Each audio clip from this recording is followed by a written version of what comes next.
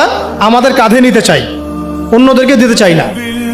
এই ব্যর্থতা তাদের, যারা এইসব জায়গায় দাঁড়িয়ে কথা বলি, যারা আমরা লিখি, যারা আমরা অন্যকে নসিহত করি, যারা আমরা মিম্বরে বসি, যারা আমরা খুতবা দেই, ওয়াজ মাহফিলের প্যান্ডেলে বসি, আমাদের সবার দায়িত্ব এটা, আমাদের কাঁধে আসবে এটা। কেন জনগণ এই শব্দগুলো জানে নাই? সিম্পল, বলা হয় নাই, বা বলা হলেও অত গভীরভাবে আলোচনা হয় নাই, আলোচনা করা হয়তো পরিবেশ পাওয়া যায় নাই, অথবা অডিয়েন্স সাড়া দেয় নাই, বা বলতে গেলেই ধরা হয়েছে আর ওই আয়না ঘরে টপ টপ করে ফেলা হয়েছে। তো এখন তো অনেক প্রতিবন্ধকতা, এখন না হয় কিছু কথা বলা যাচ্ছে। তো আমরা চাচ্ছি এই ফ্লোটা যেন জারি থাকে।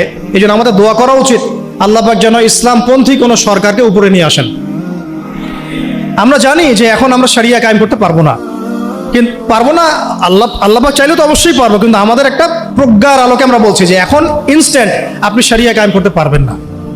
প্রেক্ষাপটটা এমন নাই, মানুষ এটা বুঝে না, তাদের কাছে আমরা জনমতটা তৈরি করতে পারি না সেভাবে।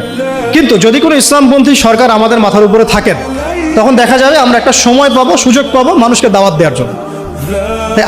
আজ না হলেও কাল ইনশাল্লাহ দেখা যাবে ঠিকই জনগণ এটা বুঝতে পারছে ইনশাআল্লাহ। তারা নামাজকে যেমন গুরুত্ব দিবে, শরিয়াকেও গুরুত্ব দিবে ইনশাআল্লাহ। আল্লাহ পাক আমাদেরকে বোঝার তৌফিক দান করেন। কারণ বাস্তবতায় এসে শেষ করি, একটা কিতাবের দাওয়াত, একজন নবীর সুন্নাত সমাজে বাস্তবায়িত করার ফলে একদল মানুষ একসাথে মেহনত করেছেন, সাহাবায়ে কেরাম, সমাজ পরিবর্তন হয়ে গেছে। ঠিক আছে তো কথা?